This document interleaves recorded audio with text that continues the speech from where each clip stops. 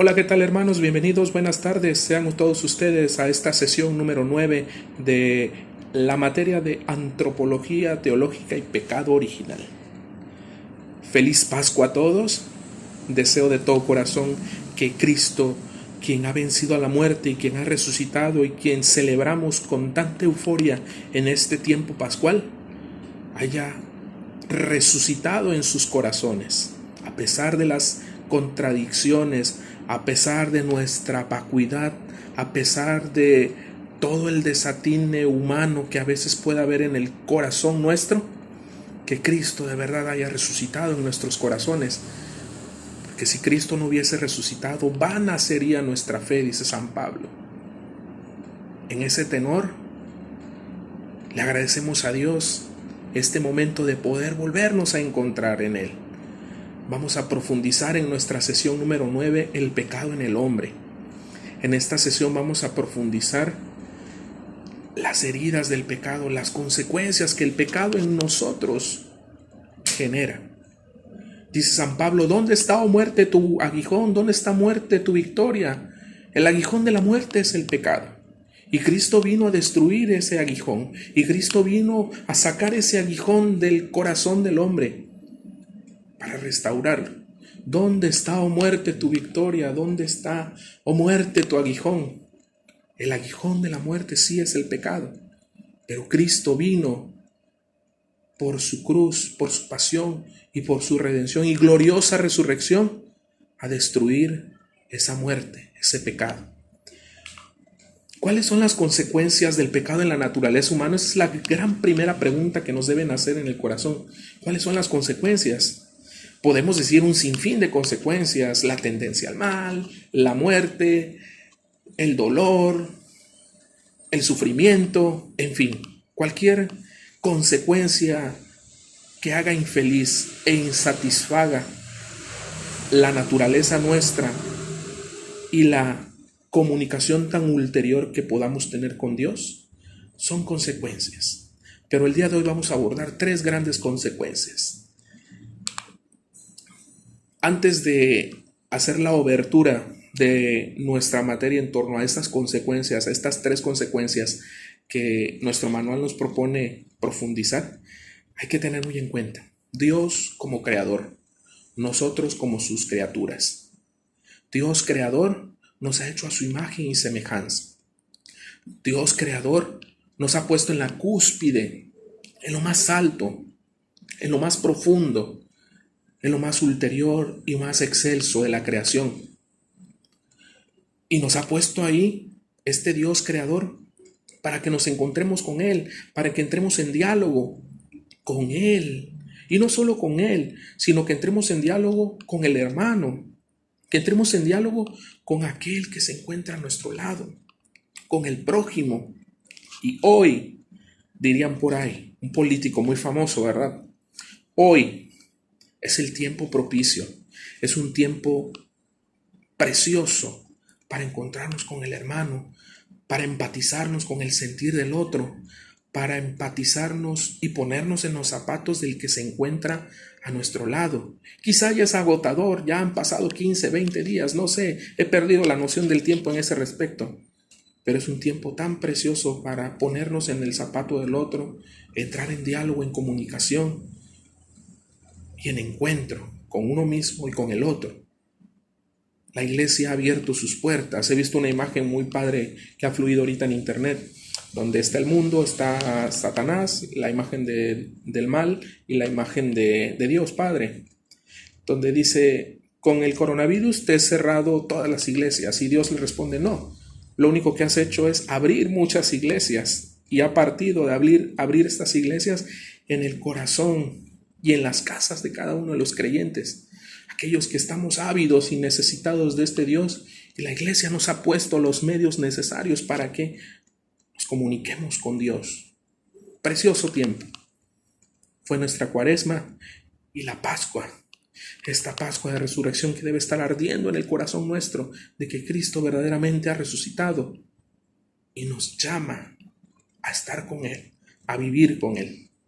En ese tenor, Dios como creador nos pone por medio de la doctrina social una sentencia muy clara, que en la raíz humana nuestra, en nuestras relaciones personales y sociales, en toda nuestra dignidad humana, en nuestra valía, en nuestra axiología, hay una herida ínfima, hay una herida profunda que se llama, a la luz de la fe, pecado.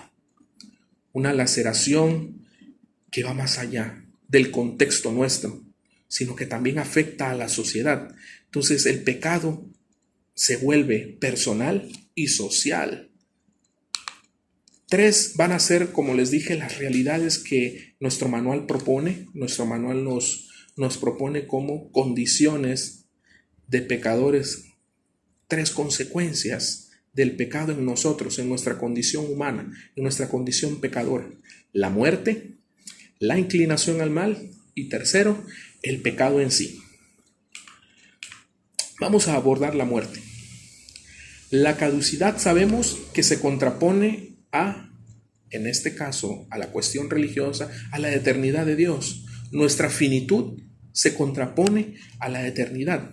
La escritura es muy clara, la Sagrada Escritura es muy concisa al respecto a hablarnos de la muerte y de la vida. No nos habla de una muerte y una vida biológica, nos habla más allá, nos aborda una muerte y una vida espiritual. Podemos estar vivos físicamente, pero muertos. Podemos estar muertos, tendidos en una cama o hecho polvos, pero estar viviendo en Dios. La Escritura comprende la muerte y la vida y la muerte desde otra dimensión netamente biológica, humana, psicológica. La muerte tiene un valor de ausencia y la vida de presencia. Lejos del Padre, nos dice el Hijo pródigo en el texto del Hijo pródigo, en esta parábola tan preciosa de Jesús. Lejos del Padre hay muerte. Lejos del Padre, el Hijo, tú, yo, cualquiera, está muerto. No alcanza a vivir la vida plena de Dios. Vivir en esa lejanía se identifica vivir en el pecado, en el mal, en esa vida de no gracia, en ese estar separados del Padre, del no tener un anillo que nos dé la dignidad de hijos, el no tener una vestidura, el no tener unas sandalias, el no tener todo el ropaje de gracia que nos haga estar en contacto con el Padre. Ahí está la muerte, allí está el pecado, dice la Escritura, y específicamente el texto del Hijo pródigo. San Pablo, en la carta a los Romanos, nos dice lo siguiente, en Romanos 6:8: si hemos muerto con Cristo, creemos que también viviremos con Él. Romanos 6:8. El pecado, más que con la muerte, tiene que ver con el modo de morir. Si mueres en Cristo, vas a vivir en Cristo, dice San Pablo. Si mueres fuera de Cristo, sí vas a resucitar, vas a vivir otra vida, pero fuera de Cristo. El pecado, más que con la muerte, tiene que ver con el modo de morir. Uno decide en la libertad humana si decide vivir en Cristo, muriendo en Él, o morir fuera de Cristo y vivir toda una eternidad fuera de Cristo. La muerte es de orden biológico y espiritual. Aquí hay una doble explicación. Sí, la muerte es de ese orden, tanto biológico como espiritual, porque biológicamente el cuerpo tiene su límite y espiritualmente, como lo dice San Pablo en Romanos 6:8, si morimos fuera de Él, espiritualmente también estaremos fuera de Él. En el primero, en este orden biológico, la finitud del cuerpo, y en el segundo, una finitud espiritual, vivir fuera de Dios. La muerte abarca la historia personal del hombre, abarca toda nuestra humanidad y todas las tribulaciones y peripecias que tenemos que pasar para alcanzar la vida. La muerte es un tránsito necesario. Con el pecado entra la muerte en el mundo como algo inherente a nuestro estado de pecador. Íbamos a morir necesariamente? Sí, era un tránsito necesario. ¿Ok? Era un tránsito necesario. Pero sabíamos por antelación de que ese tránsito necesario era un boleto ya ganado a la vida eterna. Hoy, morir es una pena, porque puedes morir para la vida o morir para la muerte eterna. Nuestro segundo punto que nos aborda es la concupiscencia. La concupiscencia nos aborda aquí de manera muy concreta. El hombre que desea vivir la voluntad de Dios experimenta una lucha entre la intención y entre el instinto, entre la intención, entre el querer y entre la parte más volitiva de lo que aquí le mueve. Por tal razón, el hombre que quiere vivir la voluntad de Dios encuentra dificultad en poner a Dios como la razón de sus acciones. Y ahí es donde nos cuesta adherirnos a la voluntad de Dios, al ese de que se haga la voluntad, pero después, no ahorita, que se haga primero mi voluntad. Aquí es donde nosotros, en ese querer hacer la voluntad de Dios en nuestra vida, experimentamos esta lucha tan profunda que hay entre nuestra intención y nuestro querer, y entre nuestro instinto humano, ese de querer y no, soltar y sí. Entonces, la concupiscencia como concepto nos dice que es un deseo o afán vehemente que hay en nuestro corazón muy inscrito, por lo cual nos sentimos atraídos hacia algo. Su existencia nos inclina hacia el objeto, ¿ok? La concupiscencia nos inclina hacia el objeto que desde la abolición pone en tela de juicio a la razón. Impera en la concupiscencia más la parte volitiva que la parte juiciosa o la parte intelectiva. Se muestra como una fuerza irracional y misteriosa que subyuga a las pasiones o a las aspiraciones más internas, secundarias, por sobre las facultades más elevadas de nuestro ser humano. Surge a edad temprana, eso es cierto, ¿ok? Surge a edad temprana, desde la niñez, perdura en la vejez y concluye con la muerte.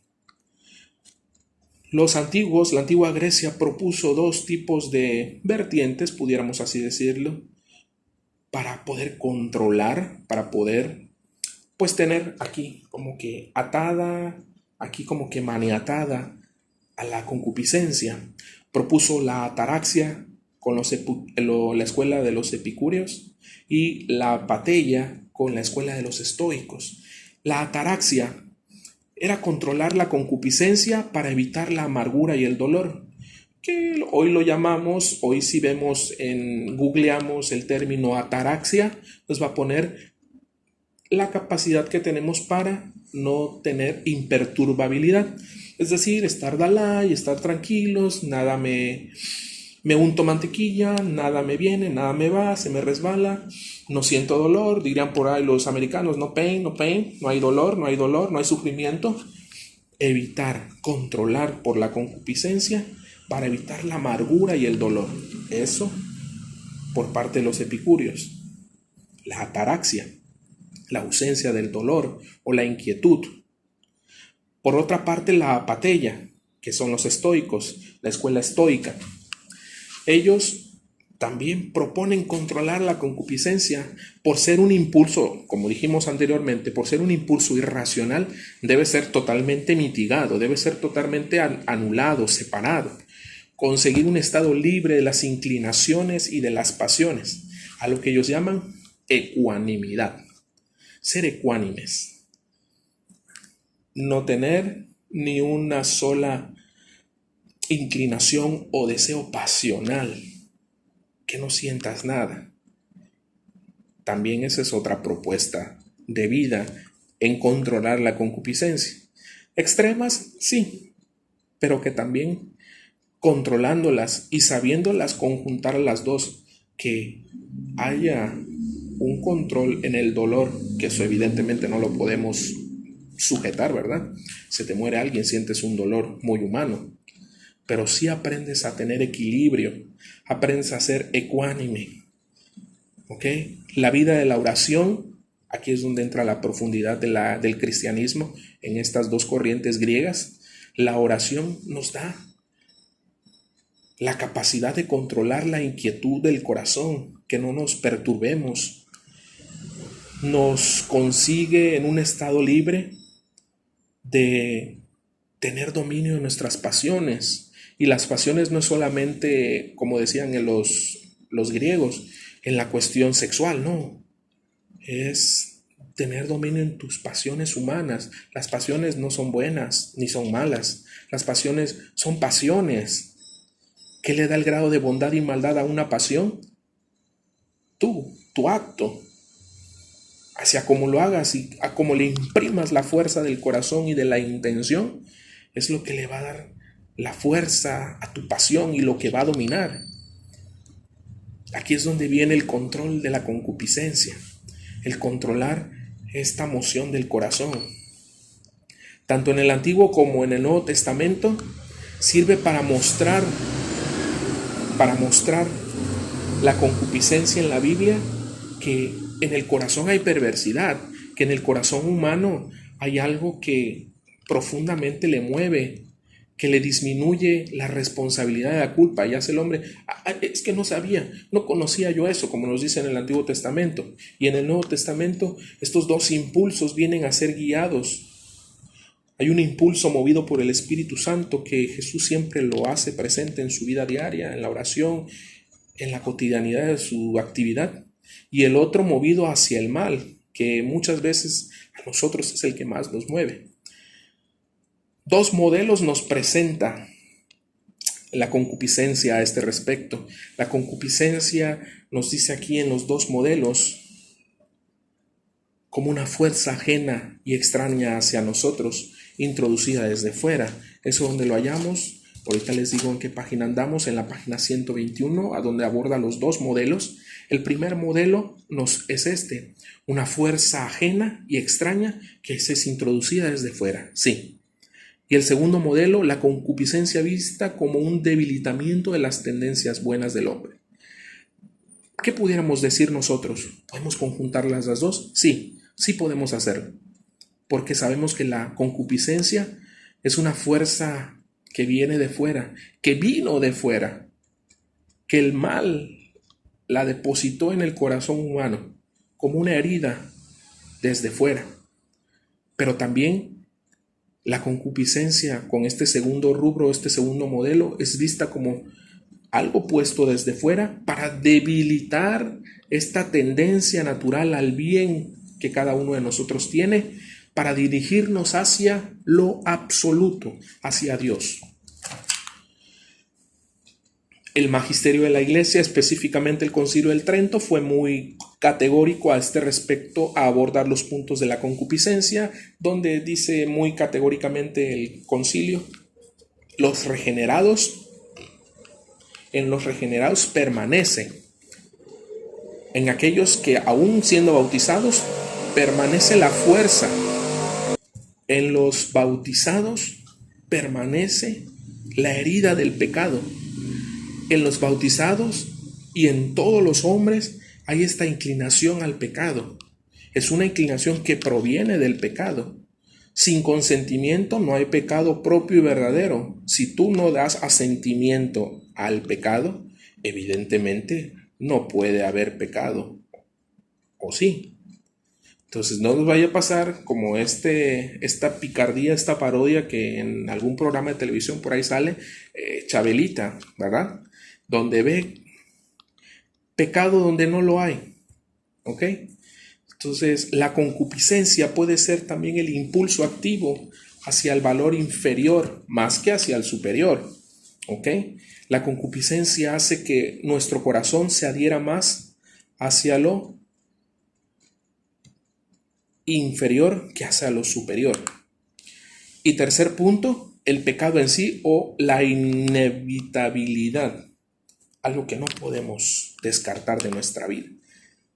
La Gaudium et Spes, la número 13, que también estamos leyendo en estos momentos, dice: el hombre se nota incapaz de domeñar con impaciencia por sí solos el ataque del mal, a punto de sentirse como arrojó entre cadenas. La doctrina cristiana nos dice que la posibilidad de vencer al pecado no proviene de nuestras propias fuerzas. La posibilidad de vencer al mal proviene de la gracia que Dios nos da, proviene de la gracia que obtenemos a través de la oración. Jesucristo mismo es el modelo de oración. Jesucristo mismo nos dijo: oren al Padre para no caer. La carne es débil, pero el espíritu siempre está presto. Y en este continuo dirigirnos a Dios, la oración bien dirigida a Dios nos da la gracia necesaria para vencer al mal. La oración. Contra Pelagio, la iglesia fue muy categórica. Sin el influjo del Redentor, el hombre no solo no es capaz de salvarse, sino que no puede tampoco alcanzar plenitud humana, porque este Dios que se hizo por la kenosis en el acto encarnatorio humano, no puede rescatar al hombre también, como dice Agustín, sin su libertad. El alma racional fue constituida en un lugar intermedio, un alma racional en el punto intermedio para que gobierne lo inferior a él, y también esta alma intermedia se someta a lo superior. Santo Tomás de Aquino nos dice que por la fe conocemos estos dones gratuitos que Dios ha dado en nosotros. Y el mismo San Agustín y el mismo Santo Tomás, sobre todo, hablan de la pasibilidad, la mortalidad, la concupiscencia y la ignorancia, que estos temas ya los abordamos en el 7 y en la sesión 8, y hoy salen a colación. La pasibilidad, la mortalidad, la concupiscencia y la ignorancia son dimensiones propias del hombre, las cuales estaban sometidas en nosotros mismos.